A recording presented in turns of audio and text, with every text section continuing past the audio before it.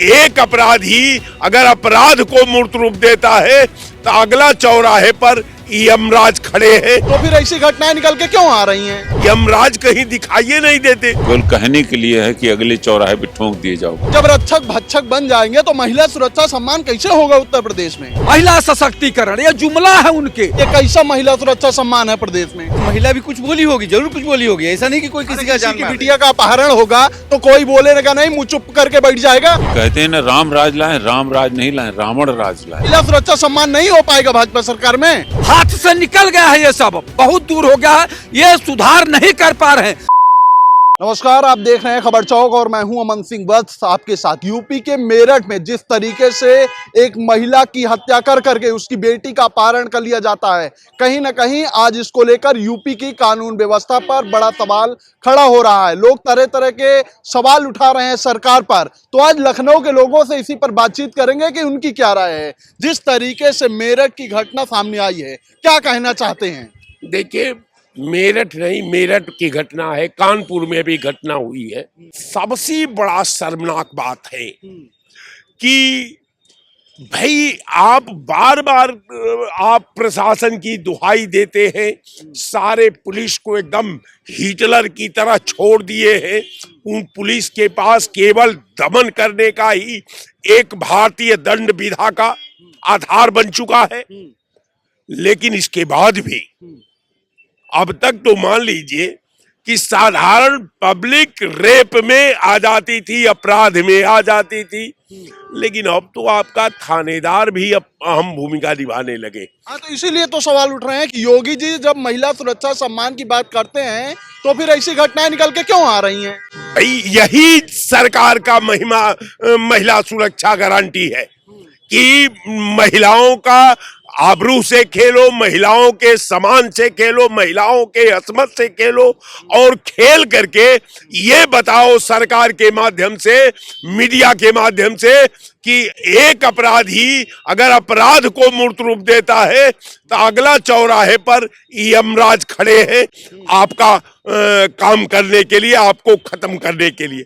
लेकिन यहाँ तो अपराधियों को यमराज कहीं दिखाई नहीं देते।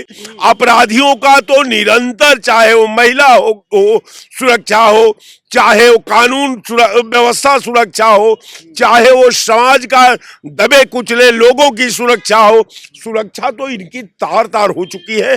कहीं से मुझे नहीं लगता कि ये सरकार जो है, सरकार ने जो अपनी परंपरा रखी थी उसमें ये सुझाव दिया था कि उत्तर प्रदेश में जो लॉ एंड ऑर्डर होगा वो उस रूप में संचालित किया जाएगा जो हिटलर ने जर्मनी में यहूदियों के साथ किया। कारण ये है कि निश्चित तौर पर सरकार और सिस्टम एक दूसरे के विपरीत कार्य कर रहा है। जो सरकार चाहती है वो सिस्टम काम नहीं कर रहा है, जो सिस्टम चाह रहा है वो सरकार काम नहीं कर रही है। इसी दोनों चक्की में भारत की दंड विधा पीस रही है, भारत की असमत पीस रही है, भारत की महिलाओं का सुरक्षा पीस रहा है। ये कैसा महिला सुरक्षा सम्मान है प्रदेश में? मोदी जी का एक बना है, बेटी बचाओ बेटी पढ़ाओ। अभी आपने मेरठ वाला जिक्र किया है, उसमें सरकारी कर्मचारी निकला है सामने, दलित बेटी वाला जो हुआ है और उसकी माँ को मार दिया गया है। कानपुर में भी सरकारी कर्मचारी है, दरोगा। अब इनके सरकार में जो बैठे कर्मचारी हैं वही भ्रष्ट हो रहे हैं। भाई, आज की डेट में आप देख लो, ज्यादा से ज्यादा पब्लिक परेशान है, भ्रष्टाचार इनके सरकार में बढ़ता चला जा रहा है। अच्छा, इनकी सरकार में ही एक मंत्री है, उनके हस्बैंड वो बेटियों को बेचने की बात करने लगते हैं। अभी आपने सुना होगा, एक 25-25 हजार में लड़कियां मिलती हैं। तो ऐसी सरकार के अंदर इस समय भ्रष्टाचार चरम पे है और महिलाओं की सुरक्षा की बात करते हैं, कोई महिला सुरक्षित नहीं। हिंदुओं के नाम पे आए थे, धर्मांतरण बंद नहीं हुआ, गैंगरेप बंद नहीं हुए, भ्रष्टाचार चरम पे है। तो क्या बेटी बचाओ क्या बेटी पढ़ाओ वाला जो बनाते हैं, ये सब बेकार की बातें हैं। सरकार को ध्यान देना चाहिए, माननीय योगी जी को ध्यान देना चाहिए इन सब चीज़ों के। जो आपने अधिकारी बैठा रखे हैं वो आपके करप्ट, भ्रष्ट और इस तरीके के। बताओ, अब एक डॉक्टर जो है या कंपाउंडर है उसको हम लोग भगवान का दर्जा देते हैं, अब वही राक्षस बन गया है सरकार। बिल्कुल, जब रक्षक भक्षक बन जाएंगे तो महिला सुरक्षा सम्मान कैसे होगा उत्तर प्रदेश में? सरकार की सारी विफलता है। सरकार जो है जिनको रक्षक रखा है वही भक्षक बन गए हैं। तो ये सरकार की कमी है, माननीय मुख्यमंत्री जी की कमी है, सिस्टम की कमी है कि ये अधिकारी कर क्या रहे हैं। अभी हमारे बड़े भाई इससे पहले बोल रहे थे और रोज हम भी आवाज उठाते हैं कि तहसील में जाइए तो लेखपाल से लेकर एसडीएम तक भ्रष्टाचार में लिप्त है, थाने में जाइए तो सिपाही से लेकर थानेदार तक भ्रष्टाचार में लिप्त है, दफ्तर दफ्तर भ्रष्टाचार, कौन है इसका जिम्मेदार, जिले जिले में भ्रष्टाचार, कौन है इसका जिम्मेदार। माननीय योगी आदित्यनाथ जी 8 साल से मुख्यमंत्री हैं, न कभी किसी तहसील में गए न किसी थाने में गए कि हमारे कर्मचारी जनता के साथ क्या व्यवहार कर रहे हैं। तो कैसा ये आप बता रहे हैं, धरातल पे घोर भ्रष्टाचार है, घोर अपराध हो रहा है। बहन बेटियों की इज्जत की बात करते हैं, ये लोग केवल जुमला बोलते हैं कि बेटी बचाओ बेटी पढ़ाओ, समझा, महिला सशक्तिकरण, ये जुमला है उनके। अब आप देख रहे हैं इनके नेतागण, इनके एमएलए और इनके अन्य नेता कैसी भाषा का प्रयोग कर रहे हैं। तो कैसे हम समझें कि ये लोग दृढ़ इच्छा शक्ति से जो है महिलाओं के सम्मान की बात कर रहे हैं। महिला सुरक्षा सम्मान नहीं हो पाएगा भाजपा सरकार में, असंभव दिखाई दे रहा, चूंकि बाबा को लोग सख्त मुख्यमंत्री मान रहे थे और सभी समाज को समदर्शी समझ में आ रहा था कि बाबा जी समदर्शी, सबको समान दृष्टि से देखते हैं। लेकिन जिस तरह से अन्याय अत्याचार अपराध बढ़ रहे हैं तो मान जाइए कि भारतीय जनता पार्टी की सरकार में महिला सुरक्षित नहीं है, भ्रष्टाचार बढ़ रहा, महंगाई बढ़ रही है और ये होता रहेगा क्योंकि इनके हाथ से निकल गया है, ये सब बहुत दूर हो गया है, ये सुधार नहीं कर पा रहे हैं। जिस तरीके से मुख्यमंत्री जी महिला सुरक्षा सम्मान की बात करते हैं, कहते हैं कि दूसरे चौराहे पर इनकाउंटर हो जाएगा जो अपराध करेगा महिलाओं के साथ, तो ऐसे घटनाएं क्यों निकल के सामने आ रही हैं, रक्षक भक्षक क्यों बन जा रहे हैं? एक्चुअली देखिए, सबसे बड़ी प्रॉब्लम जानते हैं कहाँ पे है? ये प्रॉब्लम यहाँ पे है, जो जाति पात में लोग जुटे हुए हैं ना, ये जो हर पार्टी अपनी अपनी सफाई दे रही है कि योगी जी ऐसा कर रहे हैं, हम सपा आएगी तो वो बचा लेगी, कांग्रेस आएगी तो बचा लेगी, वो बचा लेगी। ये जो जात में बटा हुआ है चीज है ना कि ये दलित है तो इसको मार दो, ये ब्राह्मण है तो इसको मार दो, ये सबसे बड़ी प्रॉब्लम है।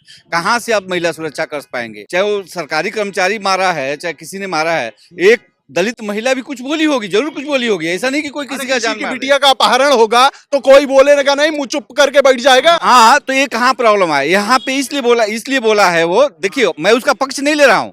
दलित बिटिया का अगर अपहरण हुआ है तो बहुत संगीन अपराध है वो। जब योगी जी दूसरे चौराहे पर इनकाउंटर कर रहे थे अपराधियों का, तो महिलाओं के साथ अपराध क्यों हो रहा है?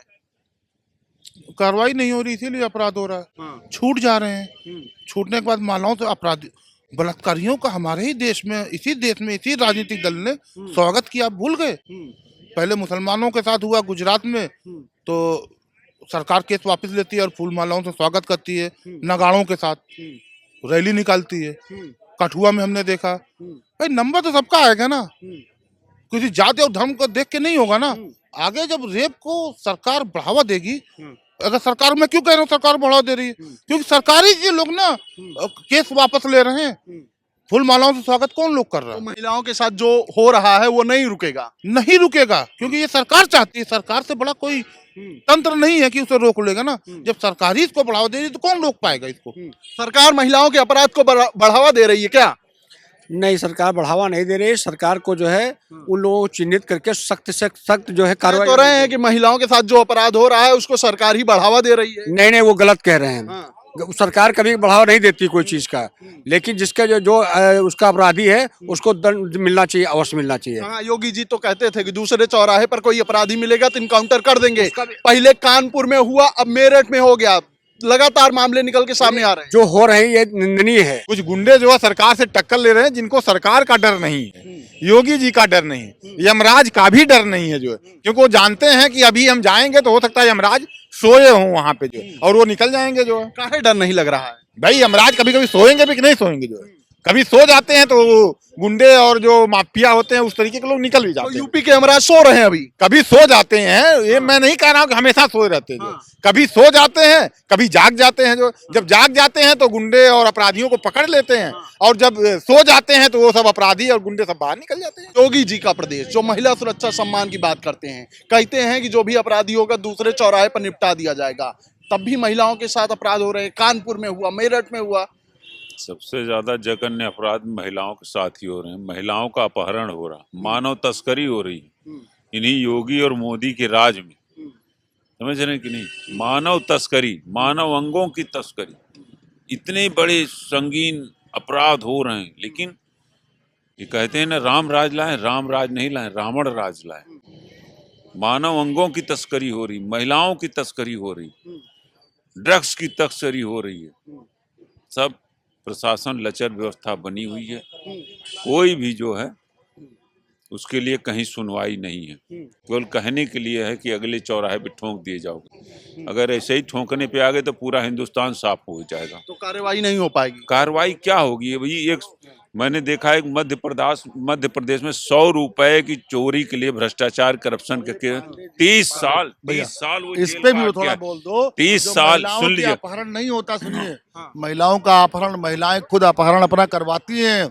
जब वहां पे पार्कों में जाके दारू पीती हैं और सिगरेट पीती हैं गैर मर्दों के साथ